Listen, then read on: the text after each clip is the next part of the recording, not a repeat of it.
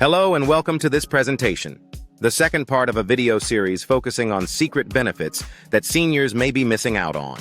In this session, I'll provide several references and sources to help you access information regarding programs and discounts available for seniors. You can find them listed in the description below. Navigating getting older, managing finances, and figuring out what help is available can sometimes feel like a puzzle, can't it? Pieces are missing, but today I hope to shine a light on some of those pieces. Today's deep dive focuses on 3 key areas where you might be overlooking real opportunities: savings on travel, strategies for managing debt, and planning for final expenses. This isn't just about saving a few bucks here and there. It's about giving you the knowledge to potentially unlock substantial savings and gain more peace of mind around these crucial parts of life. Let's unpack this, starting with travel.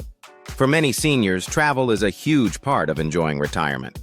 Finding ways to save money here can make a real difference, and there are some less advertised discounts specifically for senior flyers. Airlines don't always promote these, but many offer discounts for travelers over a certain age, sometimes over 70. These discounts aren't heavily promoted, but they can mean real savings, especially on a fixed income. That could mean visiting family more often or finally taking that dream trip. For example, Delta might quietly offer discounts, maybe 5, maybe up to 15% on certain routes. The catch is you often have to book directly, either by calling them or using a specific senior search feature on their website if they have one. United might offer up to 25% off flights to Latin America, but again, usually only if you book direct. American Airlines also has international deals for seniors that you won't find on Expedia or other travel sites. The pro tip here is clear. If you're of a certain age, go straight to the airline, call them, and specifically ask about senior fare options. It sounds simple, but it could save you decent money. Beyond ongoing discounts, there are also limited-time promos. Frontier Airlines, for instance, sometimes runs a 55 for 55 deal, 55% off the base fare for travelers 55 and older. That's huge, but these deals are sporadic, often around holidays, and usually require a specific promo code. The strategy here is to be proactive. Bookmark Frontier's promotions page and check it once a month or so. It's a bit like being a savvy deal hunter, a flight deal hunter. These targeted discounts from airlines are just the beginning. The idea of hidden savings goes beyond flights. Think about retailers, restaurants, and hotels. Many offer senior discounts, but they often don't mention it unless you bring it up. Whether you're booking online or standing at the counter, you really do have to ask. It's almost like a secret password, just ask. When it comes to getting around town once you've arrived somewhere, public transport authorities in many cities and towns offer discounted rides for seniors, sometimes even free. It's definitely worth checking your local transit authority's website or giving them a call about their senior fare programs. For those with mobility challenges, paratransit services offer door-to-door rides for people who can't easily use regular buses or trains due to physical or cognitive limitations. In many cities, a caregiver can ride along for free, and you can often schedule rides ahead of time for things like doctor's appointments. This can be a real lifeline for staying independent.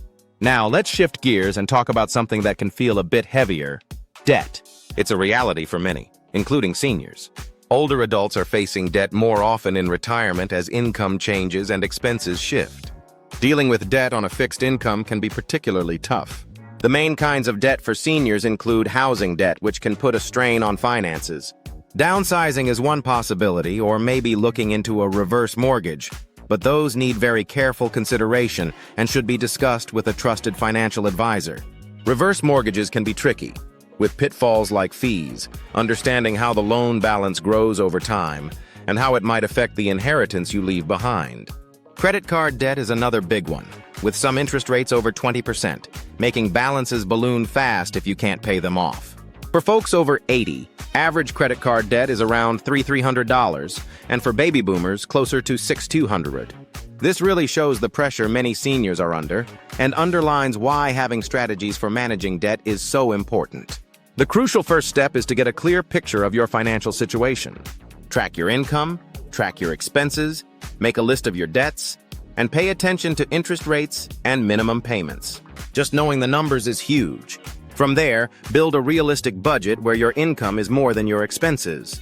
There are free tools, like the Debt Freedom Tool from the Financial Counseling Association of America, FCAA, which can help you set up that budget. If your expenses are consistently higher than your income, reaching out to a non-profit credit counseling agency is a smart move. They can help you build a budget, work out a repayment plan, and sometimes even negotiate lower interest rates with your creditors. To find a good agency, choose one that's a member of the FCAA or the National Foundation for Credit Counseling, NFCC. This helps you avoid potential scams. Be wary of offers that sound too good to be true. They're always a red flag. It's also good practice to check your credit report every year to catch any errors or signs of identity theft. Credit Sesame was mentioned as a resource for that. If the debt situation feels overwhelming, bankruptcy can be an option for seniors.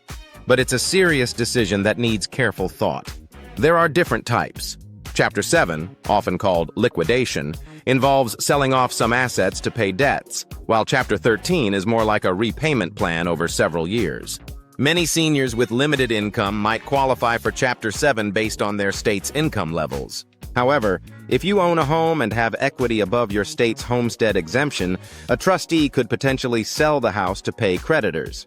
Unsecured creditors like credit card companies rarely go through the hassle of foreclosing on a home with a mortgage or seizing personal property. It's often too costly and complicated. There's also an organization called HELPS at helpsashir.org, which specifically assists lower-income seniors struggling with debt, often without going through full bankruptcy.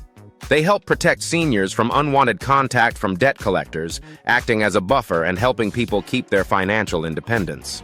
Now let's move to the final topic, burial insurance, also called final expense insurance. This is something many people think about as they get older. The purpose is straightforward. It provides a guaranteed payout, usually fairly quickly, to cover things like funeral costs, outstanding medical bills, and other expenses at the end of life. The death benefits are usually smaller than term life insurance, but the quicker payout to beneficiaries can be a huge help, easing the financial burden during a difficult time. It's often easier for seniors to get because usually no medical exam is required, though premiums might be higher if you don't have to answer health questions. When looking at policies, consider the company's reputation, the amount of the death benefit, and the specific policy terms.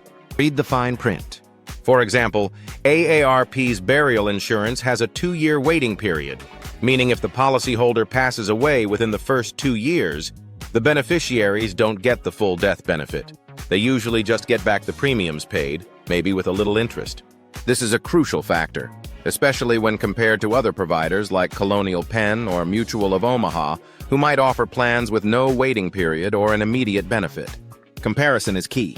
Prepaid burial plans are another route, where you lock in the costs for your cremation or burial at today's prices directly with a funeral home. Sometimes they offer payment plans, but it's important to choose a reputable funeral home and really understand the contract. Is it backed by insurance? Is it protected from future price hikes? Update your will to mention you have this plan and make sure your executor knows about it. Also, clarify whether the plan covers transporting remains if death happens away from home. There are guaranteed acceptance versus underwritten policies. Guaranteed acceptance means you're accepted regardless of health. But these policies are generally more expensive and often come with a waiting period. They're a last resort if you have significant health issues. Underwritten policies involve answering health questions, maybe a quick health check, and can offer immediate death benefits and potentially lower premiums if you qualify. You might see ads for $10 a month policies, but those super low-cost plans might offer only a very small amount of coverage, sometimes not enough to cover a full funeral, and can be overpriced per dollar of coverage. Look beyond the headline price and see what amount of benefit you're actually buying. Burial insurance rates seem pretty consistent across states, unlike car insurance. Ultimately, whether it's burial insurance, a prepaid plan, or just setting money aside, the goal is to have a plan in place to handle final expenses and make things easier for your loved ones down the road. Wrapping things up, there are definitely some often overlooked benefits and useful strategies out there for seniors in travel, dealing with debt, and planning for end-of-life costs. The big takeaway is to be proactive. Don't be shy about asking for senior discounts when you're out and about or booking travel. If debt is a worry, explore nonprofit credit counseling resources. Don't wait until it's overwhelming. Take some time to carefully consider your options for handling final expenses and make sure your wishes are clear and your loved ones are looked after financially. Just gaining this knowledge and understanding what's potentially available is the first step. It could lead to significant savings and greater financial security as you navigate this stage of life. So here's a final thought. What's one action, just one thing you might take today or this week to explore one of these potential benefits a little further for yourself? Share this video with your friends and family. Please hit like, subscribe, and let us know if there are other areas of benefits that could help our seniors. Thank you.